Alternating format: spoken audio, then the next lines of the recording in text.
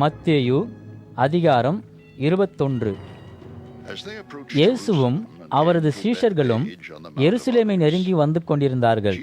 ஒலிவு மலைக்கு அருகில் பெத்பகேயுவில் அவர்கள் முதலில் தங்கினார்கள். அங்கு இயேசு தமது சீஷர்களில் 2 அழைத்து நகருக்குள் செல்ல பணித்தார். அவர்களிடம் இயேசு, அங்கே தெரியும் நகருக்குள் செல்லுங்கள்.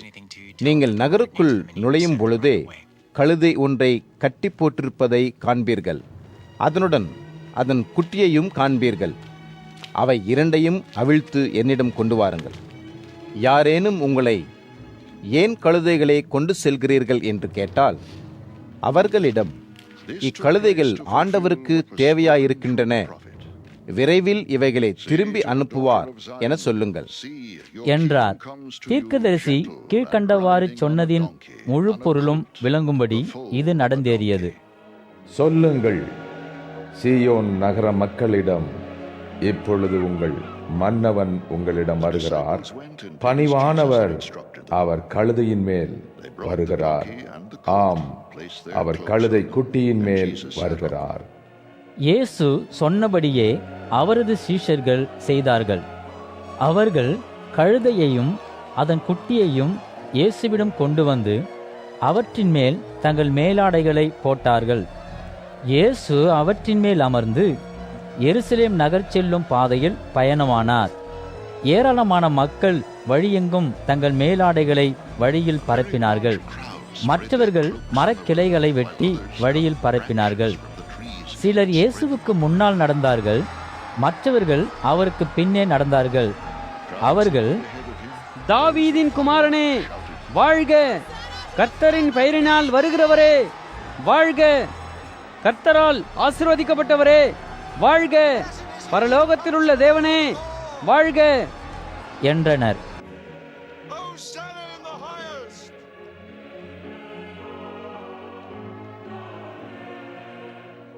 பின்னர் இயேசு எருசலேம் நகருக்குள் சென்றார். நகரில் இருந்த அனைவரும் குழப்பமடைந்து, யார் இந்த மனிதன் என்று வினவினார்கள். இயேசுவை தொடர்ந்து வந்த ஏராளமான மக்கள், இவர்தான் இயேசு, கலிலேயாவில் உள்ள நாசரேத்தில் இருந்து வந்துள்ள தீர்க்கதரிசி என பதிலளித்தனர்.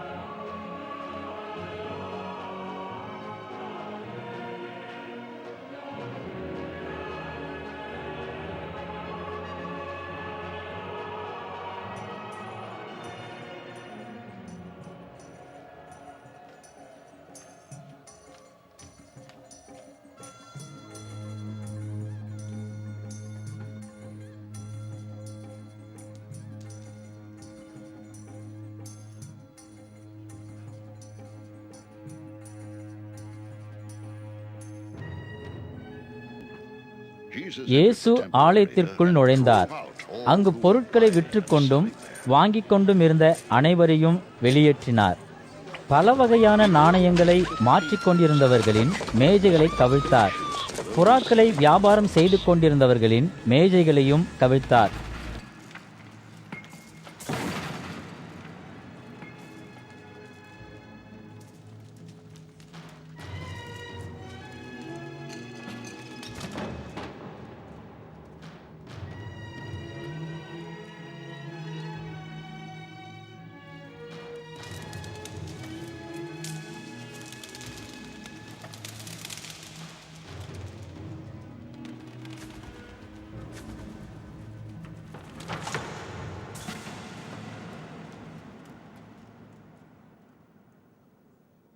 அங்கிருந்த மக்கள் அனைவரிடமும் இயேசு, ஏற்கனவே வேத வாக்கியங்களில் பிரார்த்தனை செய்வதற்கான இடம் என்னுடைய வீடு என்று எழுதப்பட்டுள்ளது. ஆனால் நீங்களோ தேவனுடைய வீட்டை கொள்ளைக்காரர்கள் பதுங்கும் இடமாக மாற்றிக்கொண்டிருக்கிறீர்கள் என்று கூறினார்.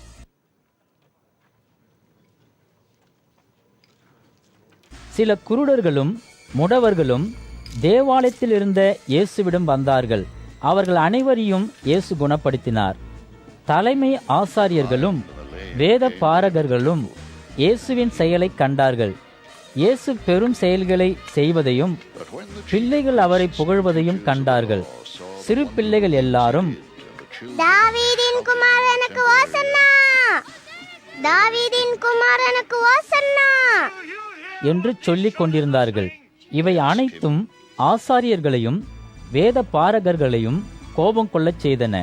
தலைமை ஆசாரியர்களும் வேத பாரகர்களும் இயேசுவிடம், இப்பிள்ளைகள் சொல்வதை கேட்டீரா என்று வினவினார்கள். இயேசு அவர்களிடம், ஆம், வேத வாக்கியம் கூறுகிறது, நீரே குழந்தைகளுக்கும் சிறு குழந்தைகளுக்கும் புகழ் பாட கற்பித்தீர். நீங்கள் அந்த வேத வாக்கியங்களை படிக்கவில்லையா என்று பதிலுரைத்தார். பின்னர் இயேசு அவ்விடத்தை விட்டு விலகி பெத்தானியா நகருக்குச் சென்றார். அன்றைய இரவு இயேசு அங்கேயே தங்கினார்.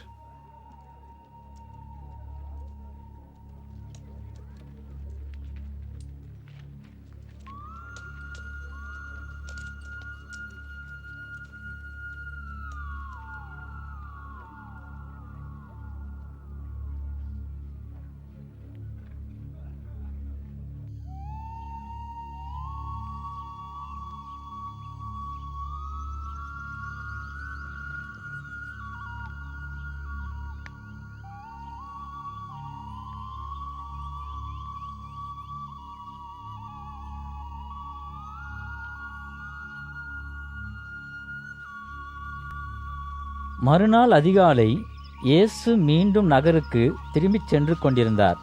இயேசு மிகவும் பசியுடன் இருந்தார்.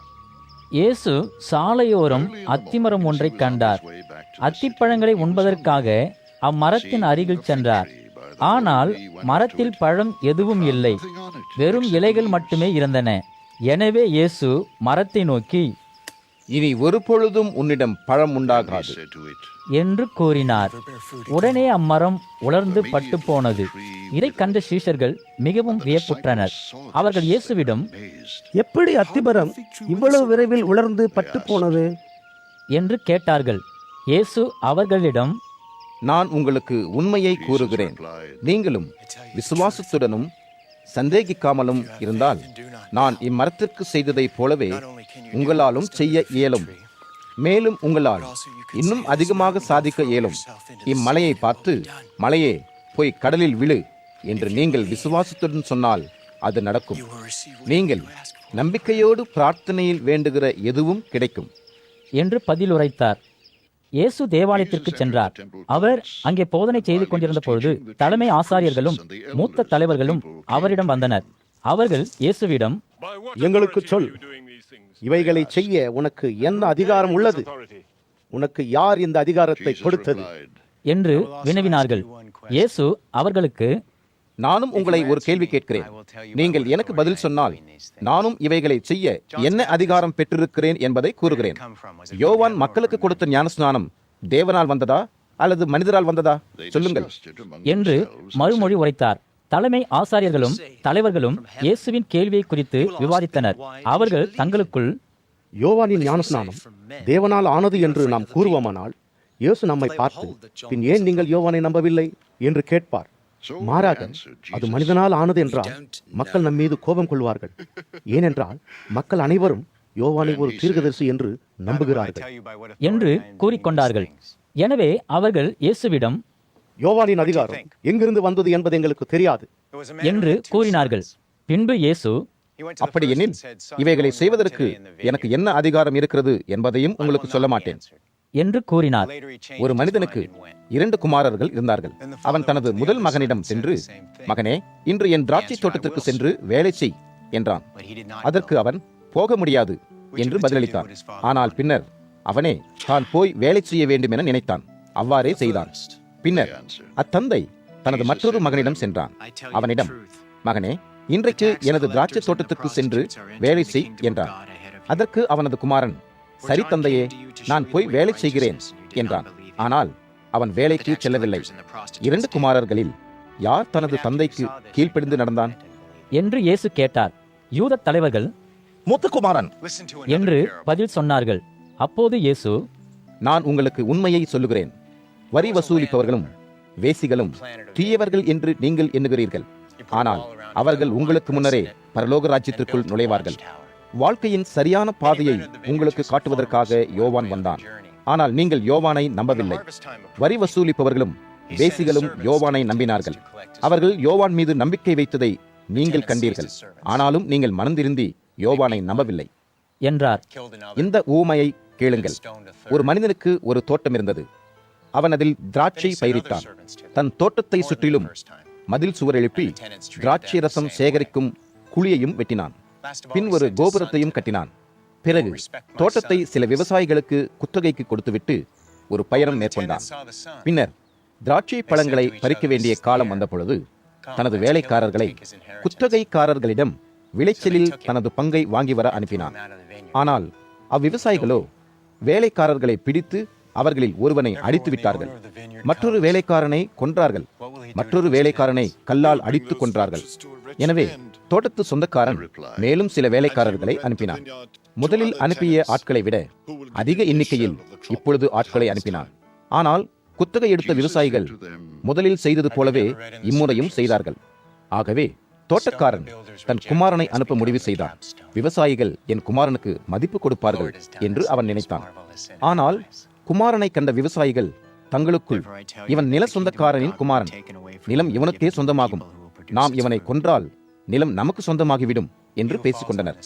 எனவே அந்த விவசாயிகள் திராட்சை தோட்டத்து சொந்தக்காரனின் குமாரனை தோட்டத்திற்கு வெளியில் எரிந்து கொன்றார்கள். திராட்சை தோட்டத்து சொந்தக்காரனே வரும்பொழுது அவன் அந்த விவசாயிகளை என்ன செய்வான் என்று இயேசு கேட்டார்.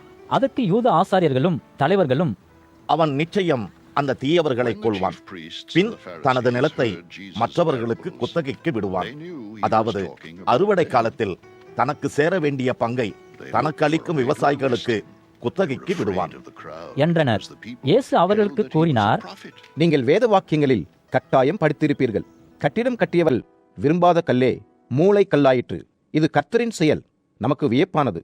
எனவே தேவனுடைய ராஜ்யம் உங்களிடமிருந்து பறிக்கப்படும் என்பதை நான் உங்களுக்கு கூறுகிறேன். தம் ராஜ்யத்தில் தேவன் விரும்பும் செயல்களை செய்பவர்களுக்கே தேவனுடைய ராஜ்யம் கிட்டும். இக்கல்லின் மீது விழுகிறவன் துண்டுகளாக நொறுங்கி விடுவான், மேலும் இக்கல் ஒருவன் மீது விழுந்தால் அவன் நசுங்கி போவான் என்று கூறினார். இயேசு கூறிய இந்த ஓமைகளை தலைமை ஆசாரியர்களும் பரிசேயரும் கேட்டனர். தம்மை பற்றியே இயேசு பேசினார் என்பதை அவர்கள் அறிந்தார்கள். எனவே இயேசுவை கைது செய்ய ஒரு வழி தேடினார்கள். ஆனால் அவர்கள் மக்களை குறித்து பயந்தார்கள், ஏனெனில் மக்கள் இயேசுவை தீர்க்கதரிசி என நம்பினர். மத்தேயு அதிகாரம் 22. இயேசு மேலும் சிலவற்றை ஓமைகளின் மூலம் மக்களுக்கு எடுத்து கூறினார். பரலோக ராஜ்யமானது தன் மகனது திருமண விருந்துக்கு ஏற்பாடு செய்த மன்னன் ஒருவனுக்கு ஒப்பாகும். அம்மன்னன் விருந்துண்ண சிலரை அழைத்தான். விருந்து தயாரான பொழுது தன் வேலைக்காரர்களை அனுப்பி அவர்களை அழைத்து வர சொன்னான். ஆனால் அவர்களோ மன்னனது விருந்துக்கு வர மறுத்துவிட்டார்கள். பின் மன்னன் மேலும் சில வேலைக்காரர்களை அனுப்பினான். தன் வேலைக்காரர்களிடம் மன்னன் இவ்வாறு சொல்லி அனுப்பினான், நான் ஏற்கனவே அவர்களை விருந்துண்ண அழைத்து விட்டேன். எனவே அவர்களிடம் என்னிடமிருந்த சிறந்த காளைகளையும் கன்றுகளையும் உண்பதற்காக அடித்துள்ளேன். எல்லாம் தயாராக உள்ளன, திருமண விருந்துண்ண வாருங்கள் என்று கூறுங்கள் என்றான். வேலைக்காரர்கள் சென்று அவர்களை அழைத்தார்கள். ஆனால் அவர்களோ வேலைக்காரர்களின் அழைப்பை பொருட்படுத்தவில்லை. வேறு வேலைகளை கவனிக்க அவர்கள் சென்று விட்டார்கள். ஒருவன் தன் வயலில் வேலை செய்யவும் மற்றொருவன் தன் வியாபாரத்தை கவனிக்கவும் சென்றனர். வேறு சிலரோ வேலைக்காரர்களை பிடித்து அடித்து கொன்றுவிட்டனர். கோபமடைந்த மன்னன் தன் வேலைக்காரர்களை கொன்றவர்களை கொல்வதற்காக தனது படையை அனுப்பினான். மன்னனது படை அவர்களது நகரத்தையே எரித்தது. அதன் பிறகு மன்னன் தன் வேலைக்காரர்களை பார்த்து, திருமண விருந்து தயாராக உள்ளது, நான் அவர்களை விருந்துக்கு அழைத்தேன். ஆனால் அவர்களோ எனது விருந்துக்கு வருமளவிற்கு நல்லவர் அல்லர். ஆகவே தெருமுனைகளுக்கு செல்லுங்கள், உங்கள் கண்ணில் படுகிறவர்கள் அனைவரையும் விருந்துக்கு அழையுங்கள், எனது விருந்துக்கு வரச் சொல்லுங்கள் என்று சொன்னான். எனவே மன்னனது வேலைக்காரர்கள் தெருக்களுக்கு சென்று கண்ணில் பட்டவர்களை அழைத்து வந்தனர். வேலைக்காரர்கள் நல்லவர்களையும் தீயவர்களையும் திருமண விருந்து தயாராகவிருந்த இடத்துக்கு அழைத்து வந்தார்கள். அந்த இடம் விருந்தினர்களால் நிரம்பியது. மன்னன் விருந்தினர் அனைவரையும் காண்பதற்காக வந்தான். திருமணத்திற்கு வர ஏற்றதாக உடை அணிந்திராத ஒருவனை மன்னன் கண்டான். மன்னன் அவனிடம், நண்பனே, நீ எப்படி உள்ளே வந்தாய்? திருமணத்திற்கு வர ஏற்றதாக நீ உடை அணிந்திருக்கவில்லையே என்று கேட்டான். ஆனால் அம்மனிதனோ எதுவும் பேசவில்லை. எனவே மன்னன் தன் வேலைக்காரர்களிடம், இவனது கையையும் காலையும் கட்டுங்கள், இவனை இருளில் எரியுங்கள், அங்கு மக்கள் வேதனையால் பற்களை கடித்துக் கொள்வார்கள் என்று சொன்னான். ஆம், பலர் அழைக்கப்படுகிறார்கள், ஆனால் சிலர் மட்டுமே தேர்ந்தெடுக்கப்படுகிறார்கள் என்று இயேசு சொன்னார். பின்னர் பரிசேயர்கள் இயேசு போதனை செய்து கொண்டிருந்த இடத்தை விட்டு விலகிச் சென்றார்கள். இயேசு ஏதேனும் தவறாக பேசினால் அவரை பிடித்துவிட வேண்டும் என அவர்கள் திட்டமிட்டார்கள். பரிசேயர்கள் இயேசுவை ஏமாற்ற சிலரை அவரிடம் அனுப்பினார்கள். தங்களுள் சிலரையும் ஏரோதியர்களில் சிலரையும் அவர்கள் இயேசுவிடம் அனுப்பினார்கள். அவர்கள் இயேசுவிடம், போதகரே, நீர் நேர்மையானவர் என்பதை நாங்கள் அறிவோம். தேவனுடைய வழிகளை குறித்த உண்மைகளை நீர் போதிப்பதையும் அறிவோம். உம்மை பற்றி மற்றவர்கள் என்ன நினைக்கிறார்கள் என்பதை குறித்து நீர் கவலைப்படுவதில்லை. உமக்கு எல்லோரும் சமம். ரோமானிய பேரரசர் சீசருக்கு வரி செலுத்துவது சரியா தவறா? உமது கருத்தை சொல்லும் என்றார்கள். ஆனால் அவர்கள் தன்னை ஏமாற்ற முயற்சிப்பதை இயேசு அறிந்தார். ஆகவே இயேசு, மாயமானவர்களே, எதற்காக என்னை ஏதும் தவறாக சொல்ல வைக்க முயற்சிக்கிறீர்கள்? வரி செலுத்துவதற்கான நாணயம் ஒன்றை காட்டுங்கள் என்று கூறினார். அவர்கள் ஒரு வெள்ளி நாணயத்தை இயேசுவிடம் காட்டினார்கள். பின் இயேசு, நாணயத்தில் யாருடைய உருவம் உள்ளது? யாருடைய பெயர் பொறிக்கப்பட்டுள்ளது என்று கேட்டார். அதற்கு அவர்கள், சீசரின் உருவமும் சீசரின் பெயரும் என்று பதிலளித்தனர். எனவே இயேசு அவர்களுக்கு சொன்னார், சீசருடையதை சீசருக்கும் தேவனுக்குரியதை தேவனுக்கும் கொடுங்கள். இயேசு கூறியதை கேட்ட அவர்கள் வியப்படைந்தார்கள். இயேசுவை விட்டு விலகிச் சென்றார்கள். அதே நாளில் சில சதுசேயர்கள் இயேசுவிடம் வந்தார்கள். யாரும் மரணத்திலிருந்து உயிர்த்தெழ முடியாது என்று நம்புகிறவர்கள் சதுசேயர்கள். சதுசேயர்கள் இயேசுவிடம் ஒரு கேள்வி கேட்டனர். அவர்கள், போதகரே, திருமணமான ஒருவன் குழந்தைகள் இல்லாமல் இறந்து விட்டால் அவனது சகோதரன் அவனது மனைவியை மணக்க வேண்டும் என மோசே நமக்கு கூறியுள்ளார். அப்படியெனில் அவர்கள் இறந்த சகோதரனுக்கு குழந்தை பெறுவார்கள். எங்களில் 7 சகோதரர்கள் இருந்தார்கள். முதலாம் அவன் மனம் செய்து கொண்டான். ஆனால் அவன் குழந்தைகள் இல்லாமலேயே இறந்து விட்டான். அவனது சகோதரன் அப்பெண்ணை மணந்து கொண்டான். பின் 2வது சகோதரனும் இறந்து விட்டான். அதே போல 3வது சகோதரனுக்கும் மற்ற சகோதரர்கள் அனைவருக்கும் நடந்தது. இறுதியாக அப்பெண்ணும் இறந்தாள். 7 பேர் அவளை மணந்தார்கள். எனவே மரணத்திலிருந்து அவர்கள் உயிர் தெழும் பொழுது அவள் யாருடைய மனைவியாக இருப்பாள் என்று கேட்டார்கள். அதற்கு இயேசு, வேத வாக்கியங்கள் என்ன கூறுகிறது என்பது உங்களுக்கு தெரியாததால் உங்களுக்கு புரியவில்லை. மேலும் தேவனின் வல்லமையை குறித்து உங்களுக்கு தெரியவில்லை. மனிதர்கள் மரணத்திலிருந்து உயிர்த்தெழும் பொழுது அவர்களுக்கு திருமணங்கள் நடக்க மாட்டா. உயிர்த்தெழும் அனைவரும் பரலோகத்தில் இருக்கும் தேவ தூதர்களுக்கு ஒப்பாவார்கள். மரணத்திலிருந்து உயிர்த்தெழுவதை குறித்து தேவன் என்ன சொல்லியுள்ளார் என்பதை படித்திருக்கிறீர்கள் அல்லவா? தேவன் ஆபிரகாமின் தேவன் நானே, ஈசாக்கின் தேவன் நானே, யாக்கோபின் தேவன் நானே, அவர்களின் தேவன் என்று தேவன் தம்மை பற்றி கூறினார். அவர் இறந்தவர்களின் தேவன் அல்ல, அவர் வாழ்கிறவர்களின் தேவன் என்றார். அதை கேட்ட அனைவரும் இயேசுவின் போதனையை கண்டு வியந்தனர். சதுசேயர்களால் வாதிட இயலாதபடி இயேசு பதிலளித்தார் என்று பரிசேயர்கள் அறிந்தனர். எனவே பரிசேயர்கள் ஒன்று கூடினார்கள். ஒரு பரிசேயன் மோசேயின் சட்டத்தை நன்கு கற்றவன். அவன் இயேசுவை சோதிக்க ஒரு கேள்வி கேட்டான். மோசேயின் சட்டங்களில் எது மிக முக்கியமானது என்று அந்த பரிசேயன் கேட்டான். இயேசு அதற்கு, உன் தேவனாகிய கர்த்தரை நேசிக்க வேண்டும், முழு இதயத்தோடும் ஆத்மாவோடும் முழு மனதோடும் அவரை நேசிக்க வேண்டும். இதுதான் முதலாவது மிக முக்கியமானதுமான கட்டளை. 2வது கட்டளையும் முதலாவது கட்டளை போன்றதே. நீ உன்னை நேசிப்பதைப் போலவே மற்றவர்களையும் நேசிக்க வேண்டும். எல்லா கட்டளைகளும் தீர்க்கதரிசிகளின் எழுத்துகளும் இந்த 2 கட்டளைகளை அடிப்படையாக கொண்டவைதான் என்றார். பரிசேயர்கள் ஒன்றாய் கூடியிருந்த பொழுது இயேசு அவர்களை ஒரு கேள்வி கேட்டார். கிறிஸ்துவை குறித்து நீங்கள் என்ன நினைக்கிறீர்கள்? அவர் யாருடைய குமாரன் என்றார். அதற்கு பரிசேயர்கள், கிறிஸ்து தாவீதின் குமாரன் என்றனர். பின் இயேசு பரிசேயர்களிடம் கூறினார், பின் எதற்காக தாவீது அவரை ஆண்டவரே என்று அழைத்தார்? தாவீது பரிசுத்த ஆவியின் வல்லமையாலே பேசினார். தாவீது சொன்னது இதுவே, கர்த்தர் எனது ஆண்டவரிடம் கூறினார், எனது வலது பக்கத்தின் அருகில் உட்காரும், உம் எதிரிகளை உம் கட்டுக்குள் வைப்பேன். தாவீது ஆண்டவர் என கிறிஸ்துவை அழைக்கிறார். எனவே கிறிஸ்து எப்படி தாவீதின் குமாரனாக முடியும் என்று கேட்டார் இயேசு.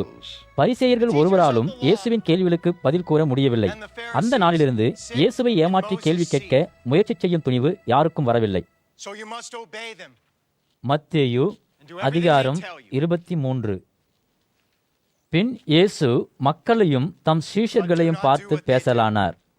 வேதபாரகரும் பரிசேயர்களும் மோசேயின் சட்டங்கள் என்ன சொல்கின்றன என்பதை உங்களுக்கு கூறும் அதிகாரத்தை பெற்றிருக்கிறார்கள். ஆகவே அவர்கள் சொற்களுக்கு கீழ்ப்படிந்து நடக்க வேண்டும்.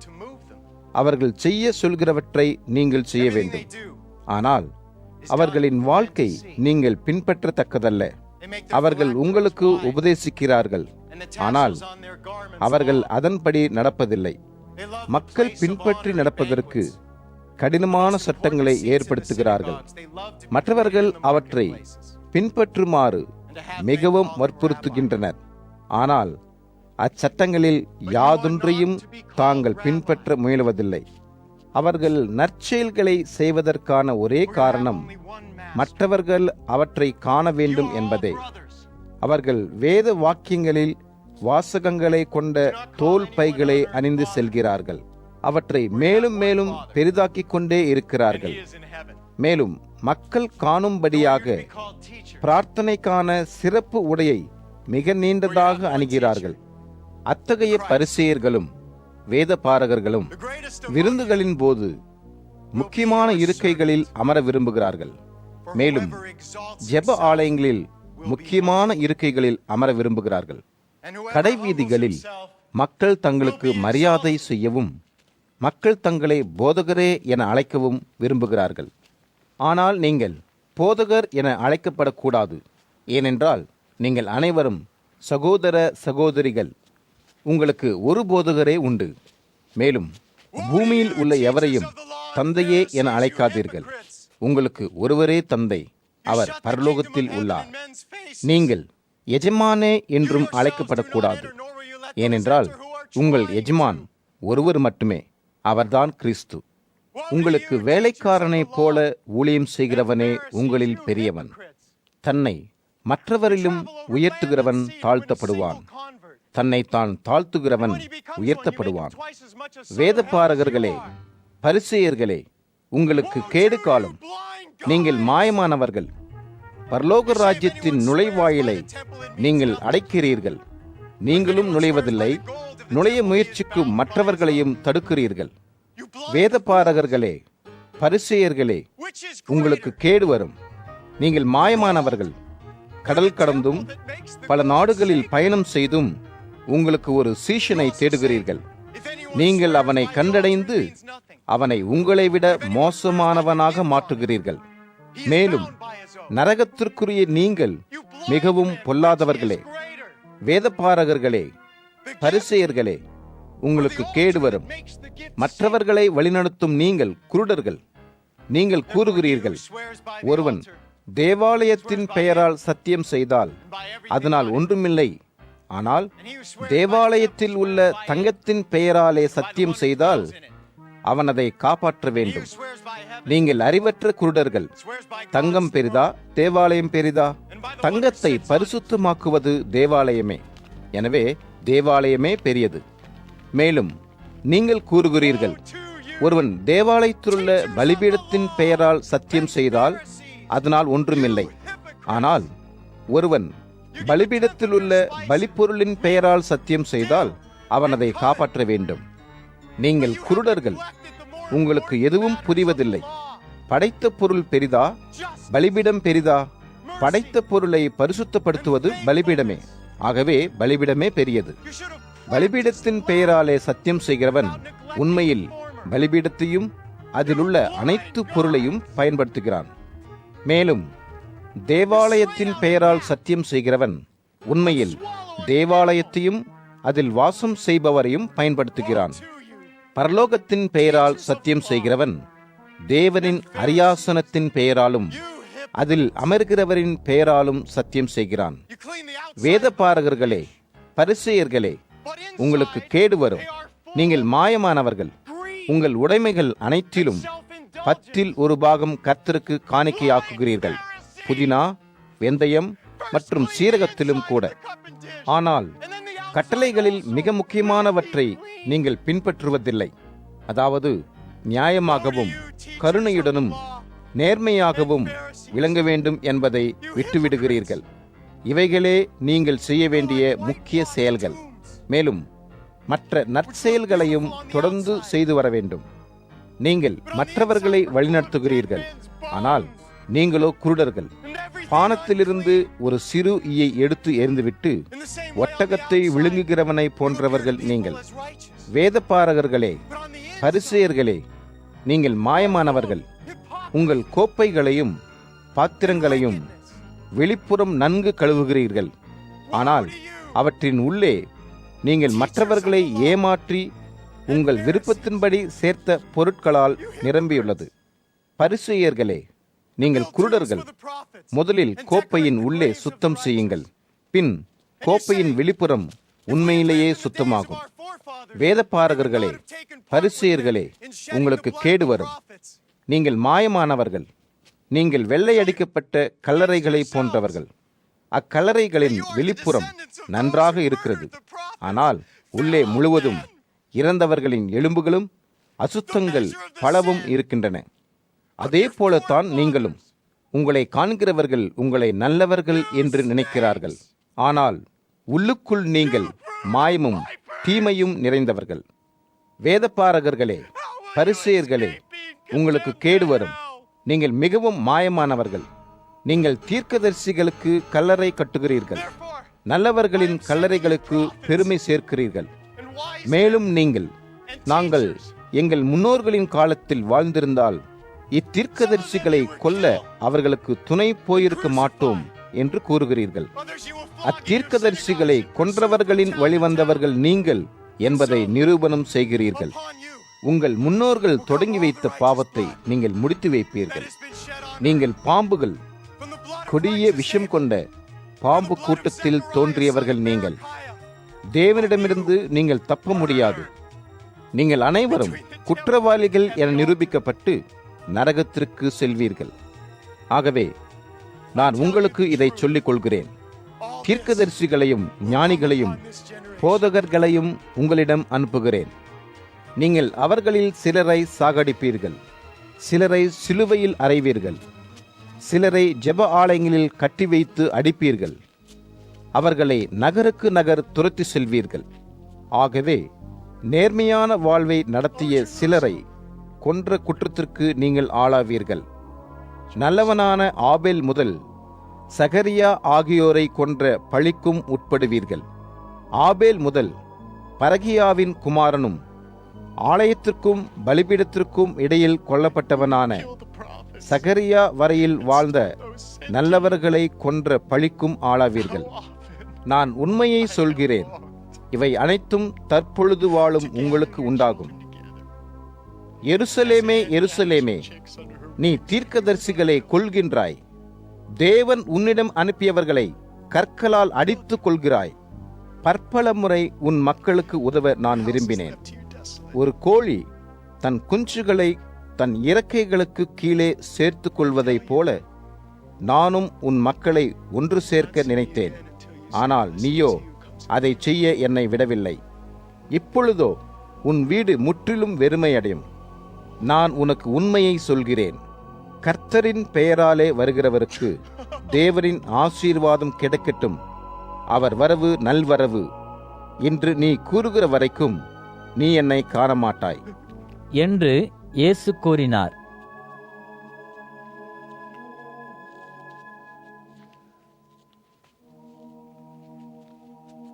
மத்தேயு அதிகாரம் 24.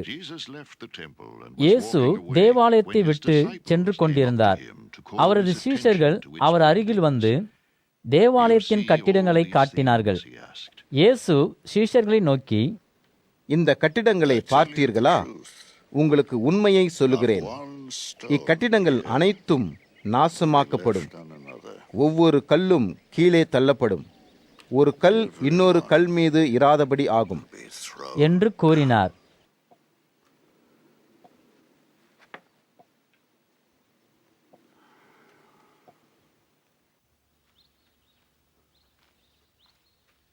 பின்னர் இயேசு ஒலிவ மலையின் மீது ஓரிடத்தில் அமர்ந்திருந்தார்.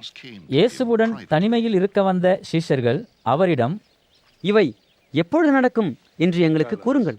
நீர் மீண்டும் தோன்றப் போகிறதையும் உலகம் அழியும் என்பதையும் எங்களுக்கு உணர்த்த எம்மாதிரியான செயல் நடக்கும் என்று கேட்டார்கள். அவர்களுக்கு இயேசு, எச்சரிக்கையுடன் இருங்கள், யாரும் உங்களை ஏமாற்ற விடாதீர்கள். பலர் என் பெயரை கூறிக்கொண்டு உங்களிடம் வருவார்கள். நான் தான் கிறிஸ்து என அவர்கள் சொல்வார்கள். பலரையும் அவர்கள் ஏமாற்றுவார்கள். போர்களை பற்றியும் போர்களை பற்றிய செய்திகளையும் நீங்கள் கேட்பீர்கள். ஆனால் பயப்படாதீர்கள், முடிவு வருவதற்கு முன்பு இச்செயல்கள் நடக்க வேண்டும். நாடுகள் ஒன்றுக்கொன்று மோதிக்கொள்ளும், ராஜ்யங்கள் ஒன்றுக்கொன்று போரிட்டுக் கொள்ளும். மக்களுக்கு உண்ண உணவு கிடைக்காத காலம் வரும். வெவ்வேறு இடங்களில் பூகம்பங்கள் தோன்றும்.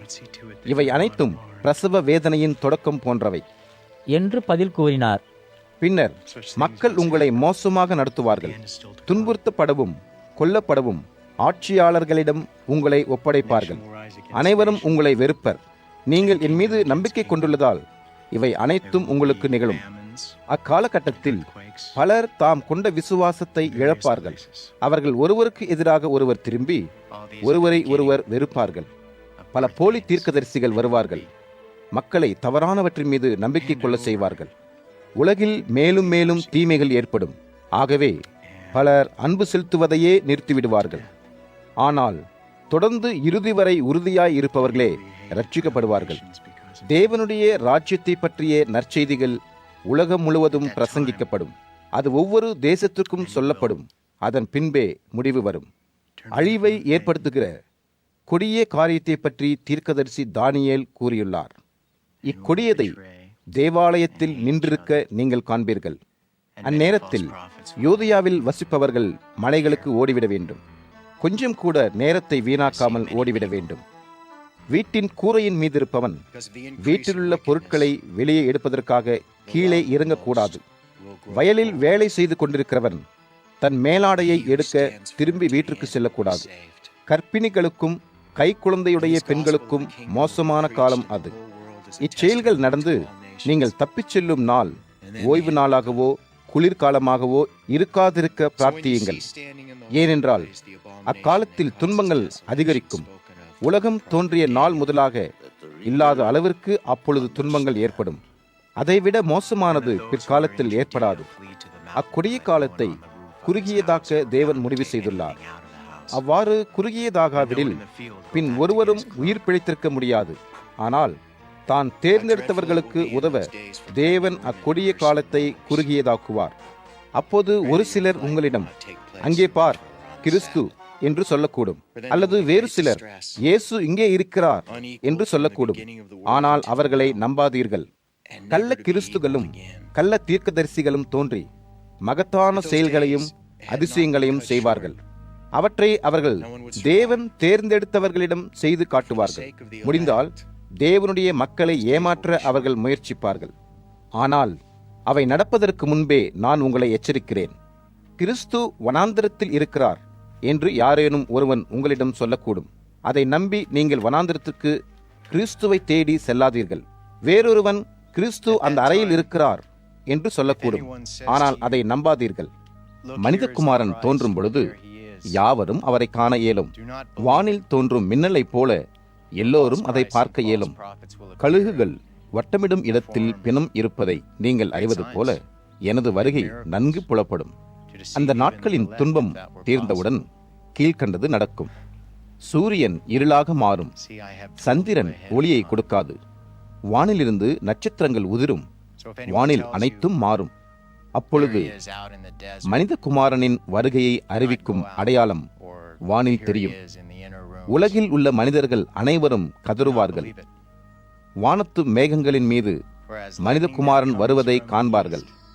மகத்தான வல்லமையுடனும் மிகுந்த மகிமையுடனும் மனிதகுமாரன் வருவார். அவர் ஒரு எக்காலத்தை சத்தமாய் ஊதி அதன் மூலம் தம் தூதர்களை எல்லா திசைகளுக்கும் அனுப்புவார். உலகின் எல்லா பகுதிகளிலிருந்தும் தேவ தூதர்கள் அவரால் தேர்ந்தெடுக்கப்பட்டவர்களை ஒன்று சேர்ப்பார்கள். அத்திமரம் நமக்கு ஒரு பாடத்தை போதிக்கிறது. அத்திமரத்தின் கிளைகள் பசுமையடைந்து இலைகள் துளிர்விட்டு வளரும் பொழுது கோடைக்காலம் அருகில் உள்ளது என அறிகிறீர்கள். அதே போலத்தான் நான் நடக்கப் போவதாக கூறிய செயல்களை பொறுத்தவரையிலும் அவை நடக்கும் பொழுது காலம் நெருங்கிவிட்டதை அறியலாம்.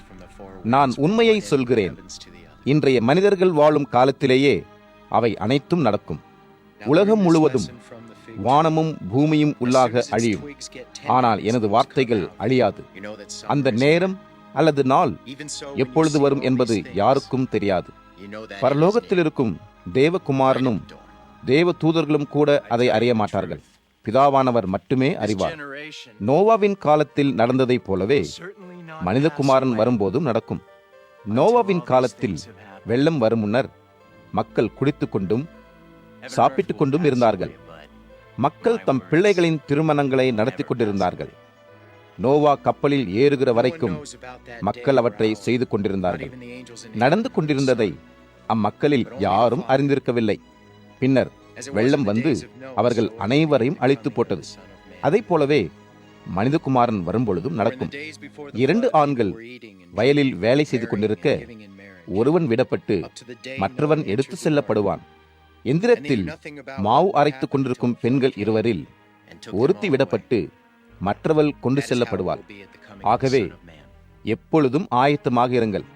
உங்கள் கர்த்தர் வருகிற நேரம் உங்களுக்கு தெரியாது. இதை ஞாபகம் வைத்துக் கொள்ளுங்கள். திருடன் வரும் நேரத்தை வீட்டுக்காரன் அறிந்திருந்தால் திருடனுக்காக வீட்டுக்காரன் காத்திருப்பான். மேலும் திருடன் வீட்டில் நுழையாதபடி எச்சரிக்கையுடன் இருப்பான். இதை நினைவில் கொள்ளுங்கள். எனவே நீங்களும் ஆயத்தமாக இருக்க வேண்டும். நீங்கள் எதிர்பார்க்காத பொழுது மனிதகுமாரன் வருவார். புத்தியுள்ள நம்பிக்கைக்குரிய வேலையாள் யார்? தன் மற்ற வேலைக்காரர்களுக்கு தக்க நேரத்தில் உணவளிக்கும் வேலைக்காரனை எஜமானன் நம்புகிறான். எஜமானனின் நம்பிக்கைக்குரிய அவ்வேலைக்காரன் யார்? அவ்வேலைக்காரன் எஜமானன் வரும் நேரத்தில் தன் வேலையை சரியாக செய்கிறதை கண்டால் அவ்வேலைக்காரன் மகிழ்ச்சி அடைகிறான். நான் உண்மையை சொல்கிறேன், தனக்குரிய எல்லாவற்றையும் மேற்பார்வை செய்யும் பொறுப்பையும் அந்த வேலைக்காரன் வசம் ஒப்படைப்பான். ஆனால் அவ்வேலைக்காரன் தீய எண்ணம் கொண்டு தன் எஜமானன் விரைவில் வரமாட்டான் என எண்ணினால் என்ன ஆகும்?